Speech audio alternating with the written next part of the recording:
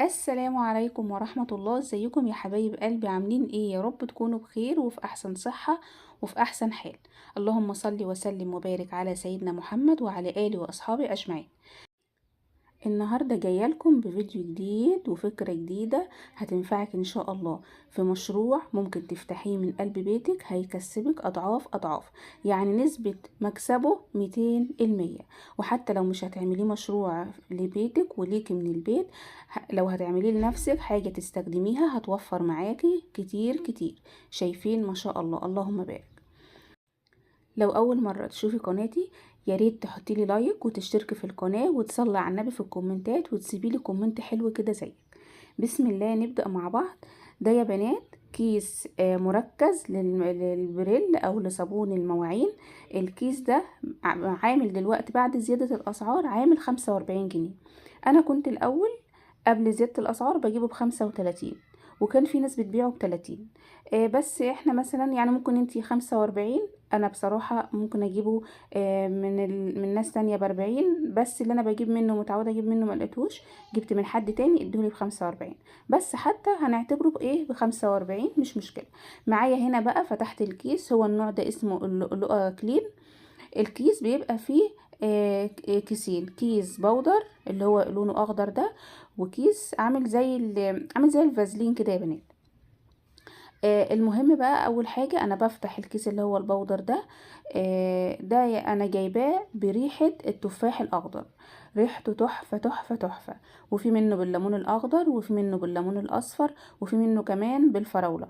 وكل الانواع دي يا بنات يعني بالتفاح الاخضر مع الجليسرين، الفراولة مع الجليسرين، كله ايه بالجليسرين.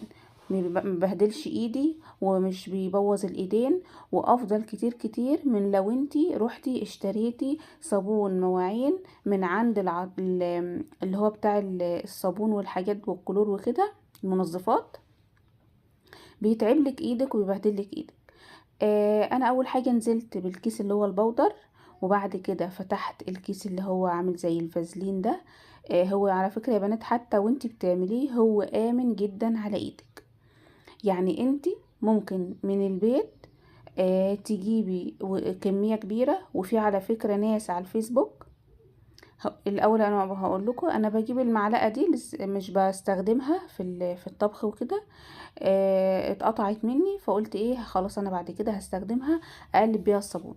ولو قلبتيه بايدك ما فيهوش اي مشكله، حتى لو قلبتيه بمعلقه مثلا انت بتستخدميها في الاكل وكده، هو كده كده صابون وانت بتعمليه فما هوش ضار ولا حاجه. بس انا لزياده الامان انا ما عدتش هستخدم المعلقه دي، فبدات ايه اعمله بيها.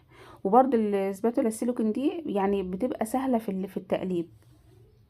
هنا بقى بفضل اقلبه كده حوالي 5 دقايق، افضل اقلب فيه كده وما تقلقيش منه خالص لحد ما تلاقي البودره اللي هي لونها اخضر دي اختلطت باللي لونه ابيض، اللي هو عامل زي الفازلين. دلوقتي يا بنات انا كنت بروح اشتري الكيلو الصابون المواعين السايب من عند بتاع المنظفات. كان الاول بيدينا اللتر ب5 جنيه، بس ما كانش بيبقى احسن حاجة. يعني مثلا هو كان بيرغي بس كان بيبقى خفيف. وتلاقي مثلا يومين 3 خلص معاك. جيت بعد كده هحكي لكم الخطوات الاول. انا بعد ما قلبته 5 دقايق جبت عندي دي ازازه حاجه ساقعه، انا عارفه ان هي 2 لتر ونص، تمام. هي كميه بتبقى 2 لتر ونص. بدأت انزل كده على الصابون واحدة واحدة واقلب، ايدي مستمرة في التقليب لحد ما بخلص الكمية. انا كده خلصت اول ازازة، ماشي. وبرضو همشي بالخطوات انتوا شايفين في الفيديو وانا هتكلم معاكم وانا بعمل. وبعدين ايه يا بنات، دي تاني ازازة جبتها اهو. وبرضو ايه يعني انا مسرعة الفيديو بس انا بنزل حبة حبة. الاعمال الصابون دي كلها مش هتاخد منك 10 دقايق، يعني كلها على بعضها مش هتكمل 10 دقايق. هنا برضو حطيت الازازة التانية، ده كده هيبقى 5 لتر. شايفين بدأ لونه يلمع ازاي؟ هو في الاول بيبقى لونه سايل كده ولونه مطفي، كل لما بتزودي مية كل لما لونه بيلمع وهو يتقل معاكي. دي كده يا بنات تالت ازازة، يبقى انا حطيت 7 لتر ونص مية. هو اصلا مكتوب تحطي له من 8 لتر ل 10 لتر ميه، بس انا بكتفي بالثلاث ازاز بس اللي هم 7 لتر ونص. وبعد كده انا لما احب ازود واتقله عادي. المهم هنا خلصت الثلاث ازاز اللي هم 7 لتر ونص ميه، وركنته يا بنات لمده ساعه. تركني ساعه، تركني ساعتين، انا كده لسه يعني ايه بقلبه لكم واوريكم القوام بتاعه قبل ما اسيبه يتقل. ده كده انا كنت لسه مخلصه تزويد الميه. تمام كده، بدأت الرغاوة تطلع اهي. هنا بقى بعد ما كنت ركنته ساعة او ساعة ونص، يعني شفت اللي ورايا وركنته كده على الرخامة وخلاص. شايفين بقى القوام؟ بسم الله ما شاء الله. شايفين عامل ازاي؟ يعني انت لما بتروحي تشتري الصابون المواعين من عند بتاع المنظفات ما بيبقاش بالتقل ده، وريحته تفاح اخضر وريحته جميلة لحد اخر نقطة فيه، بتفضل ريحته موجودة فيه.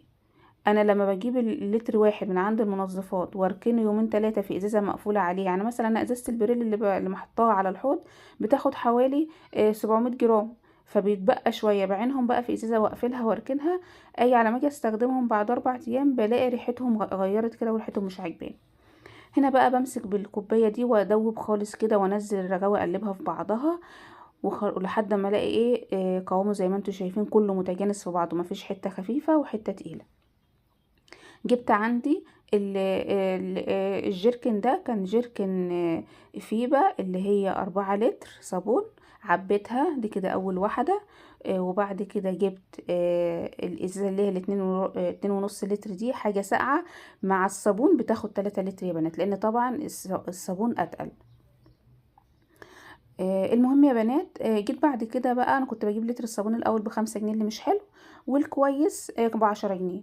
من حوالي 10 ايام رحت اجيبه، لقيت اللي هو الحلو ب10 ده، لقيته بقى ب15 جنيه. ماشي. وحاليا بقى الراجل بقى بيبيعه ب20 جنيه. هنا يا بنات انا عندي جيركن 4 كيلو، والازازه الكبيره 3 كيلو، 3 لتر، والازازه التانية ناقص حبه الصغيرين اللي هم اللي انا مليتهم في ازازه البريل اللي بحطها على الحوض. يبقى انا كده عندي ازازتين 6 لتر، والفيبه دي 4 لتر، كده اصبح عندي 10 لتر صابون. ماشي. لان انا لما بحط المواد كلها على بعضها الميه مع الصابون بتتقل فبتوزن. انت كده لو راح تشتري من عند بتاع الصابون اكنك اشتريتي 10 لتر. خلوا بالكم انا حطيت شويه مواعين، شويه بريل في العلبه عشان استخدمها في غسيل المواعين. حابه عاملين ازاي؟ شوفي بقى، انا هوريكي في اخر الفيديو غسل لي كميه مواعين ازاي، وعمل لي رغوه بسم الله ما شاء الله. اديكوا شايفين كل حاجه كده على عينك يا تاجر في قلب الفيديو. طيب دلوقتي انتي ال10 لتر دول لو مش هقولك. بصي يا بنات، انا هنا انتي بقى كل ما تيجي تستخدمي انا زودت نص معلقه خل كده ايه احتياطي كتعقيم. بعد كده هجيب الازازه برضو اللي انا بستخدمها على الحوض، كل ما اجي املاها هحط معاها معلقه ايه خل. تمام. نكمل كلامنا بقى. انتي هتروحي تجيبي ال10 لتر دول، مش هقولك ده من ابو 20 جنيه يا ستي، خليه من ابو 15 اللي بيتباع ب15. الازازه الكوبايه الازاز بتلمع معايا، بتلمع بتبرق، شايفين؟ وهسمعكم صوت المواعين دلوقتي في الفقره الجايه. هنا بقى 10 كيلو عملتيهم ب15 جنيه، يبقى عاملك معاكي كام؟ 150 جنيه. مع ان اللي الصابون اللي انت عاملاه الحلو ده من ابو 20 اللي الراجل بيبيعه ب20 جنيه، يبقى قاطعين معاكي كام؟ قاطعين معاكي 150 جنيه. انتي شارية الصابون، كيس الصابون اللي هو المركز ده بكام؟ ب45. طيب في ناس على الفيسبوك